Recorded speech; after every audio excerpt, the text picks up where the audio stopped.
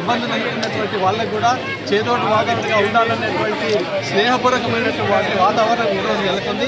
కాబట్టి ఇలాంటి కార్యక్రమాలు ముందు ముందు ఈ పద్మశాలి యువతకు భరోసా ఇచ్చేటువంటి విధంగా ఉధృత సమాజ సేవా కార్యక్రమాలు ముందు ఉండబోతున్నాయి. అంటే గ్లోబల్ ప్రపంచవ్యాప్తంగా మనకున్నటువంటి పద్మశాలి కుల బాంధవుల యొక్క ప్రతిభా పురస్కారాలను కీర్తి ప్రతిష్టలను ప్రపంచవ్యాప్తం చేయాలనే ఉద్దేశంతో మొట్టమొదటిసారిగా ఈ కార్యక్రమం జరుగుతుంది.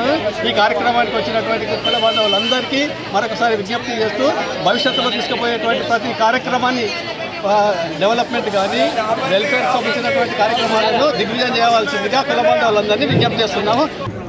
పద్మశాలి సంఘం వారు కార్తీక వనభోజన మహోత్సవ కార్యక్రమాన్ని పెద్ద ఎత్తున వెంకటేశ్వర ఇంత పెద్ద ఎత్తున ఏర్పాటు చేసినటువంటి నల్గొండ జిల్లా పద్మశాలి సంఘం వారికి ఈ కార్యక్రమంలో పాల్గొన్నటువంటి ప్రతి ఒక్కరికి కూడా పద్మశాలి బాంధవులందరికీ కూడా పేరు పేరున కార్తీక వనభోజన మహోత్సవ శుభాకాంక్షలు తెలియజేసుకుంటున్నాను. చాలా సంతోషం.